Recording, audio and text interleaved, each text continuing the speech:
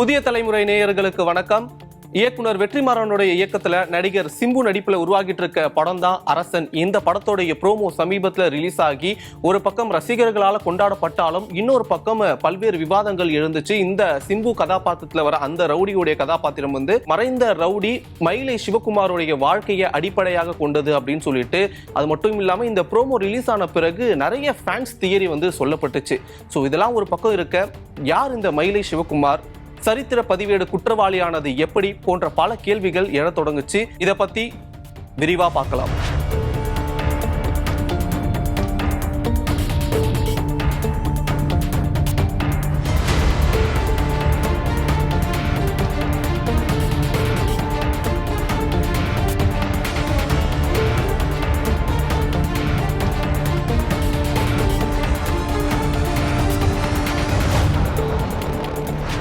1979 காஞ்சிபுரம் சூனாம்பேடு பகுதியில் பிறந்து அங்கேயே தன்னுடைய பள்ளி படிப்பெல்லாம் முடிச்சதுக்கு அப்புறம் சென்னைக்கு அவங்களுடைய குடும்பம் பிழைப்புக்காக வராங்க. அப்படி சென்னைக்கு வரும்போது மயிலாப்பூர் பகுதிக்கு இப்போ இருக்க சிட்டி சென்டருக்கு பேக் சைட்ல இருக்க ஸ்லேட்டர்புரம் அப்படின்ற பகுதிக்கு வீடு வாடகைக்கு எடுத்து குடி வராங்க.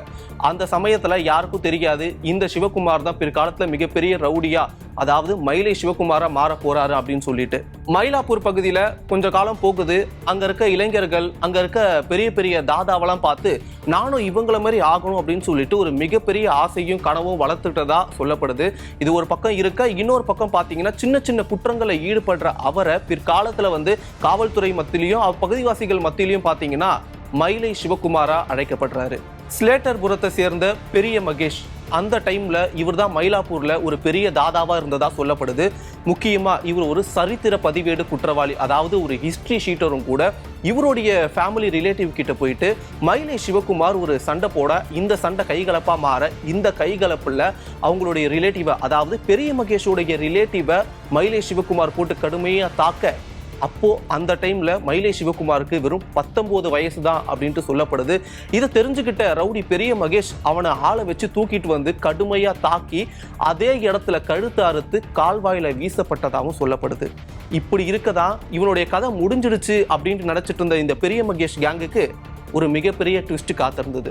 மயிலை சிவகுமார் உயிர் பிழைச்சு திருப்பி வராரு.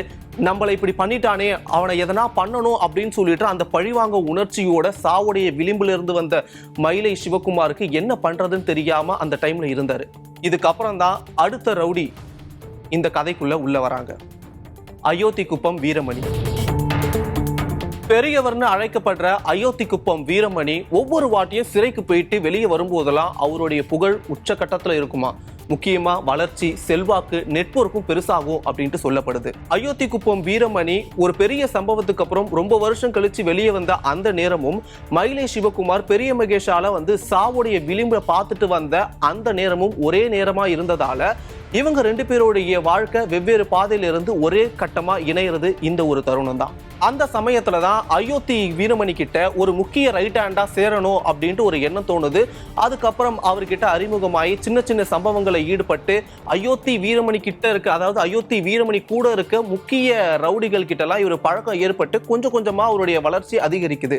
இதே நேரத்துல தான் பெரிய மகேஷை பழி வாங்கணும்ன்ற எண்ணம் ஒரு பக்கம் இருந்தாலும், இன்னொரு பக்கம் ஒரு பெரிய கேஸ் ஒன்று எடுக்கணும், ஒரு பெரிய சம்பவம் ஒன்று பண்ணணும்ன்ற எண்ணமும் இவருக்கு இருக்கு. இதுக்காக மயிலை சிவகுமார் சின்ன சின்ன சம்பவங்களை பண்ணி தன்னுடைய நெட்வொர்க்கை வளர்த்துட்டு வர அதே காலகட்டத்துல தான் இன்னொரு பக்கம் பெரிய மகேஷ் அவருடைய வளர்ச்சியில கொஞ்சம் கொஞ்சமா மேல போறாரு. நிறைய குற்ற சம்பவங்களை பண்றாரு. இப்படி குற்ற சம்பவங்கள் பண்ண அவருடைய மேல இருக்க அந்த கிரைம் ரேட் அதிகமாக அங்க இருக்க, அதாவது மயிலாப்பூர் காவல்துறை என்ன பண்றாங்கன்னா இவருக்கு எக்ஸ்டர்ன்மெண்ட் கொடுத்துடுறாங்க. அதாவது நீ இந்த ஊருக்குள்ள இருக்காதப்பா, நீங்க இருந்தா உன்னால எல்லாருக்குமே பிரச்சனையா தான் இருக்கு, சோ நீ இந்த ஊரை விட்டு தள்ளி போயிரு, இந்த ஊரை விட்டு வேற எதனா ஊர் போயிரு அப்படின்னு சொல்லிட்டு அந்த எக்ஸ்டர்ன்மெண்ட்டை கொடுக்குறாங்க. இப்படி இவருக்கு எக்ஸ்டர்ன்மெண்ட்டை கொடுத்து இந்த ஊரை விட்டு வெளியே அனுப்புனதுக்கு அப்புறம் அதே இடத்துல அவருடைய மருமகன், அதாவது ரவுடி பெரிய மகேஷோடைய மருமகன் பில்லா சுரேஷ் அந்த மயிலாப்பூர்ல கொஞ்சம் கொஞ்சமா தன்னுடைய ஆளுமையை அதிகரிச்சு கொஞ்சம் கொஞ்சமா தன்னுடைய கைகளை ஓங்க ஆரம்பிக்கிறாரு. இவர் மட்டும் இல்லாம இவருடைய ஃப்ரெண்டு, அதாவது பில்லா சுரேஷோடைய ஃப்ரெண்டு ரவுடி விஜயனும் ரெண்டு பேரும் சேர்ந்து மயிலாப்பூரை தன்னுடைய கண்ட்ரோல்ல எடுத்துக்கிறாங்க. இதை பார்த்த மயிலை சிவகுமார் ஆல்ரெடி பெரிய மகேஷ் மேல இருக்க ஒரு பழிவாங்கும் எண்ணம் ஒரு பக்கம் இருக்கு. இன்னொரு பக்கம் இவங்களுடைய ஆளுமையும் இவங்களுடைய எழுச்சியும் அதிகரிச்சதை பார்க்க இந்த மயிலை சிவகுமாரோட கேங்னால பொறுத்துக்கவே முடியாம இவங்க ஒரு பிளான் ஒண்ணு போடுறாங்க. ஏற்கனவே மயிலை சிவகுமாருக்கு ஒரு பெரிய சம்பவம் பண்ணணும், ஒரு பெரிய கொலை பண்ணி ஒரு கேஸ வாங்கணும் அப்படின்றது அவருடைய எண்ணமா இருந்துட்டு இருக்க இந்த டைம்ல இவருடைய எழுச்சி, அதாவது பெரிய மகேஷை பழி வாங்கணும்ன்ற எண்ணம் ஒரு பக்கம் இருந்தாலும் இன்னொரு பக்கம் அவருடைய மருமகனுடைய எழுச்சி அந்த இடத்துல அதிகமாயிடுச்சு. சோ இவரை தீர்த்து கட்டினா நமக்கு ஒரே கல்ல ரெண்டு மாங்கா அப்படின்ற மாதிரியான ஆகிடும் அப்படின்னு சொல்லிட்டு ஒரு பெரிய பிளான் போடுறாங்க. பிளான் படி ஒரு நாள் என்ன ஆகுது, மயிலை சிவகுமார் அவருடைய கும்பலும் ஓட ஓட பில்லா சுரேஷை வெட்டி கொலை பண்றாங்க. அதோட நிக்காம அவருடைய நண்பரான விஜயனை அவருடைய வீட்டுக்குள்ளேயே போய் கொடூரமா கொலை பண்றாங்க மயிலை சிவகுமாரோடைய கும்பல். 2011 அந்த காலகட்டத்துல இந்த கொலை சம்பவம் நடந்துச்சு.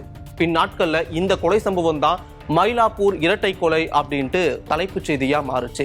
இந்த ஒரு கொலை சம்பவம் பெரிய மகேஷுக்கு ஒரு பேரதிர்ச்சியை ஏற்படுத்துச்சு.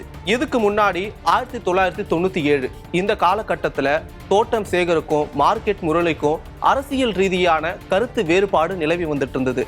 இந்த கருத்து வேறுபாடு காரணமா மார்க்கெட் முரளி தோட்டம் சேகர தீர்த்து கட்ட அயோத்தி வீரமணியோடைய உதவி மூலியமா, அதாவது அயோத்தி வீரமணி ஸ்கெட்ச் போட இந்த ஸ்கெட்ச்ல மார்க்கெட் முரளியும் மயிலை சிவகுமாருடைய கும்பலும் ஈடுபட்டு தோட்டம் சேகர கொடூரமா கொல்றாங்க. இந்த கொலை மூலியமா அயோத்தி வீரமணி முன்னாடி மயிலை சிவகுமார் நானும் ஒரு டான் தான் அப்படின்ட்டு நிறுவ அயோத்தி வீரமணிக்கு முன்னாடி நின்னதா சொல்லப்படுது. பிற்காலத்துல பாத்தீங்கன்னா மார்க்கெட் முரளியும் கொடூரமா கொல்லப்படுறாரு. அதுக்கப்புறம் 2000 இந்த காலகட்டத்துல தோட்டம் சேகருக்கு 5 வயசுல அழகுராஜா அப்படின்ற ஒரு மகன் இருப்பதும் இந்த மகன் மயிலை சிவகுமார பிற்காலத்துல கொலை பண்ணுவான் அப்படின்றதும் யாருக்கும் தெரியாது. தோட்டம் சேகருடைய மனைவியான மலர்கொடி என்னுடைய இந்த மகனே வளர்ந்து வந்து மயிலை சிவகுமாரை வந்து கொல்லுவான் அப்படின்னு சொல்லிட்டு சபதம் எடுத்ததாகவும் சொல்லப்படுது. 2010 இந்த காலகட்டத்துல அப்போ மயிலாப்பூரை கண்ட்ரோல்ல வச்சிருந்த ராட்டினம் குமார் அப்படின்றவரை மயிலை சிவகுமாரும் மயிலை சிவகுமாரோடைய தம்பி என்று சொல்லப்படுற நிர்மல் குமாரும் 2 பேரும் சேர்ந்து இவரை கொன்னதா சொல்லப்படுது. இதுக்கப்புறம் தான் 2011 அதுக்கப்புறம் தான் பில்லா சுரேஷ் அவருடைய நண்பரை விஜயனையும் கொல்றாங்க.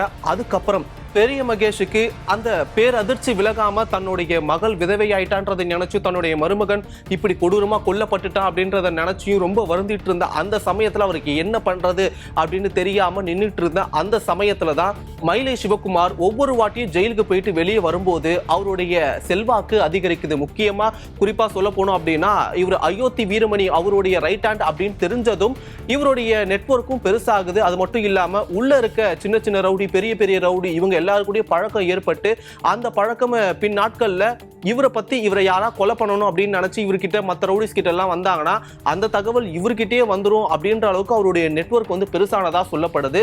முக்கியமா இவருக்கு அந்த டைம்ல கொலை வழக்கு உட்பட 40 வழக்கு இவர் மேல இருந்ததாகவும் சொல்லப்படுது. அது மட்டும் இல்லாம மயிலை சிவகுமார் நீதிமன்றத்துல ஒவ்வொரு வாட்டியும் ஒரு கேஸுக்காக உள்ள போகும்போதெல்லாம் விசாரணைக்கு போகும்போதெல்லாம் நீங்க கொலை பண்ணீங்களா அப்படின்னு கேட்கும் போதெல்லாம் இல்ல நான் நேற்று படத்துக்கு தான் போயிட்டு வந்தேன் அப்படின்ட்டு அவர் சொல்லுவாருன்னு சொல்லப்படுது. இதுக்கு ஒரு மிகப்பெரிய உதாரணம் என்ன அப்படின்னு பாத்தீங்கன்னா பெரிய மகேஷ் தினேஷ்ன்ற ரவுடி மூலியமா மயிலை சிவகுமாருக்கு ஸ்கெட்ச் போட இந்த ஸ்கெட்ச் மயிலை சிவகுமார் காதுக்கு போக மயிலை சிவகுமார் இந்த ஸ்கெட்சை பெரிய மகேஷ்க்கு திருப்பி விட கடைசியில தினேஷ்ன்ற ரவுடி டபுள் கேம் ஆடினதுனால பெரிய மகேஷ் மயிலை சிவகுமாருடைய கும்பலால அதாவது தினேஷ் மூலியமாவே கொடூரமா கொல்லப்படுறாரு. இந்த கொலை சம்பவம் 2015 அந்த காலகட்டத்தில் நடக்குது. அப்போ மயிலாப்பூரும் ஸ்லேட்டர்புரமும் மயிலை சிவகுமாருடைய கண்ட்ரோலுக்கு வருது. அப்பதான் பலரால மயிலை சிவகுமார் டைகர் சிவகுமார் அப்படின்னு அழைக்கப்படுறாரு. இதெல்லாம் ஒரு பக்கம் நடந்துட்டு இருக்க, இன்னொரு பக்கம் தோட்டம் சேகருடைய மனைவியும் அவருடைய மகனான அழகுராஜாவும் இது எல்லாத்தையும் கூர்ந்து கவனிச்சுட்டு வராங்க.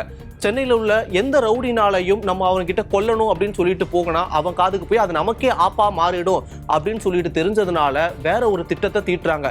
அதுவும் அந்த சமயத்துல வந்து தோட்டம் சேகருடைய மனைவி மலர்கொடி என்னுடைய மகனுடைய கையால தான் இவன் சாகணும், மயிலை சிவகுமார் சாகணும் அப்படின்னு சொல்லிட்டு சபதம் எடுத்ததாகவும் சொல்லப்படுது. இந்த 2019 இந்த சமயத்துல தான் மயிலை சிவகுமாருக்கு திருமணம் நடக்குது. இந்த திருமணத்துல நிறைய அரசியல்வாதிகள் நிறைய IPS அதிகாரிகள் எல்லாருமே கலந்துக்கிறாங்க. அந்த டைம்ல IPS அதிகாரி ஒருவர் வந்து 5க்கும் மேற்பட்ட சவரன் தங்கம் அவருக்கு கொடுத்ததா ஒரு மிகப்பெரிய சர்ச்சையும் எழுந்துச்சு. இதற்கிடையில தான் மார்க்கெட் முரளிய கொடூரமா கொல்றாங்க.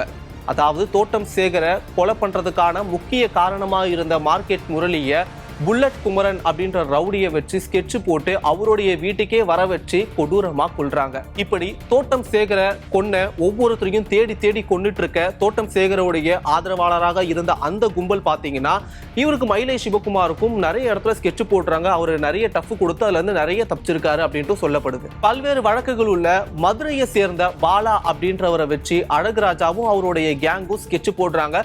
இந்த ஸ்கெட்ச்ல இவர் எங்கெல்லாம் போறாரு, மயிலை சிவகுமார் என்னெல்லாம் பண்றாருன்னு சொல்லிட்டு உன்னிப்பா நோட்டமிட்டு கவனிச்சுட்டே வராங்க.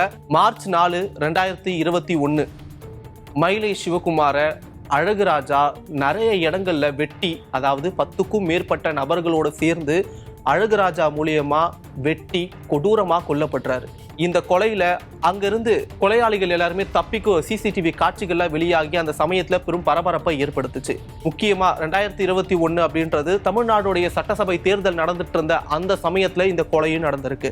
அது மட்டும் இல்லாம கொலை செய்யப்பட்ட மயிலை சிவகுமாரோடைய முகத்துல உடம்புல எல்லாமே சேர்த்து 40க்கும் மேற்பட்ட வெட்டுகள் இருந்ததா சொல்லப்படுது. இது மூலியமா 20க்கும் மேற்பட்ட வருஷக்கணக்கான அந்த பகை முற்று பெற்றது. கத்தியை எடுத்தவன் கத்தியாலே சாவான் அப்படின்றதுக்கு இது ஒரு மிகப்பெரிய உதாரணமாகவும் இருந்துச்சு. வடசென்னை படத்தோடைய மிகப்பெரிய வெற்றிக்கு அப்புறம் இயக்குனர் வெற்றிமாறன் கிட்ட வடசென்னையோடைய அடுத்த பாகம் எப்போ வரும்னு சொல்லிட்டு நிறைய நிகழ்ச்சிகள்ல நிறைய பேட்டிகள்னு சொல்லிட்டு நிறைய பேர் கேட்டுட்டு இருந்தாங்க. ஸோ அந்த சமயத்துல தான் சமீபத்தில் அரசன் படத்தோடைய ப்ரோமோ ரிலீஸ் ஆகி ஒரு மிகப்பெரிய வரவேற்பை பெற்றுச்சு. முக்கியமா இந்த படத்துல பல்வேறு ஃபேன்ஸ் தியரி சொல்லப்பட்டாலும் இந்த கதை இவரது தான் அப்படின்னு சொல்லிட்டு ஏகப்பட்ட விஷயங்கள்லாம் பேசிட்டு இருந்தாங்க. இதெல்லாம் தாண்டி வெற்றிமாறனும் மயிலை சிவகுமாரும் உடைய போட்டோஸ் நிறைய வைரல் ஆகிட்டு இருக்கு. இதெல்லாம் ஒரு பக்கம் இருந்தாலும் வெற்றிமாறனே நிறைய விஷயங்களை சொல்லியிருக்காரு. முக்கியமா என்ன சொல்லியிருந்தாரு அப்படின்னு பாத்தீங்கன்னா, நான் நிறைய ரவுடிகள் கிட்டையும் நிறைய ஹிஸ்ட்ரி ஷீட்டர்ஸ் கிட்டையும் நான் போயிட்டு நேரில் கேட்டு அவங்களுடைய கதையெல்லாம் நான் கேட்பேன் அப்படின்னு சொல்லியிருந்தாரு. ஸோ அதில் இது ஒரு ஸ்டோரியாகவும் இருக்கலாம்னு சொல்லப்படுது. முக்கியமாக மயிலை சிவகுமாருடைய இந்த கதையில் ஒரு சில இடங்களில் இருந்த அந்த ரிசம்பிளன்ஸ்லாம் பார்த்தீங்கன்னா அரசன் படத்தோடைய ப்ரோமோவில் இருந்ததால் ஸோ இது இவருடைய தான் இருக்கும் அப்படின்ட்டு நிறைய பேர் பேசிக்கிட்டு இருக்காங்க. ஆனால் ஃபைனலி இது யாருடைய கதை, இது அடிப்படையாக கொண்டு எடுத்ததா இல்லை இவருடைய வாழ்க்கையிலிருந்து நிறைய விஷயங்களை வச்சு எடுத்ததா அப்படின்ட்டு வெற்றிமாறன் அவர்களே சொன்னால் மட்டுமே நமக்கு எல்லாமே தெரியும். ஸோ பொறுத்திருந்து பார்ப்போம் அரசன் படம் யாருடைய கதை, என்ன கதை, எப்படி வரப்போகிறது அப்படின்றது. ஸோ இதே மாதிரி வேற ஒரு வீடியோவில் பார்க்கலாம். Bye from Vignesh Vicky.